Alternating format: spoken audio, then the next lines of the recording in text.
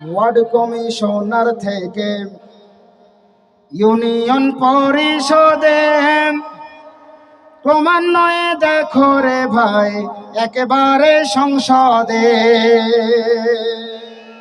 ঠিক না বেঠে? আরো জোরে বলেন ঠিক না বেঠে? ওয়ার্ড কমিশনার থেকে ইউনিয়ন পরিষদে ক্রমান্বয়ে দেখো রে ভাই একেবারে সংসদে। নারী থাকবে সুখের নিড়ে, নারী থাকবে সুখের নিড়ে, এত কষ্টের কি দরকার, এক নারীর অধিকার কখন জানি শেষ হবে এই অশ্লীলতার। ঠিক না? ইসলাম নারীকে অধিকার দেয়নি। যেই মর্যাদা ইসলাম নারীকে দিয়েছে এমন মর্যাদা অন্য কোনো ধর্মে আছে? জোরে বলেন, অন্য কোনো ধর্মে আছে? ইসলাম সব থেকে নারীর অধিকার বেশি দিয়েছে।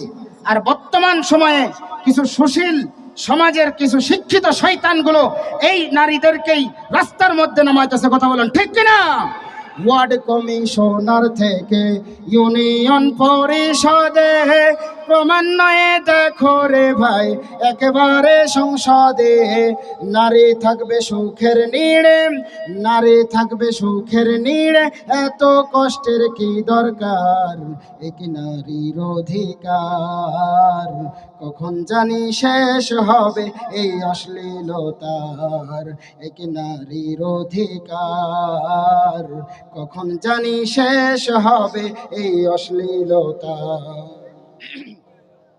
নায়িকা নামে বেশ্যাগুলো দেখায় কত তালবাহানা, নগ্ন দেহ উজাড় করে নেশায় মাথায় আস্তানা।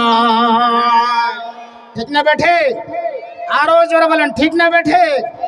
গত কিছু বছর আগে, 1 থেকে 2 বছর আগে নায়িকা পরিমণি কি একটা দেশে হুলুস তুলুস কাণ্ড ঘটাইছে কি ঘটায় নাই?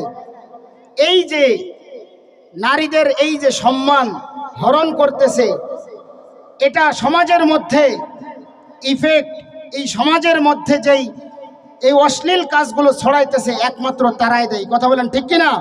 তারাই এই উলঙ্গ বেহায়াপনাকে প্রমোট করতেছে। কথা বলেন ঠিক কিনা? উলঙ্গ বেহায়াপনায় নিজেকে বোঝে ধন্য, শয়তানের মন ভরাতে করেছে দেহ নগ্ন।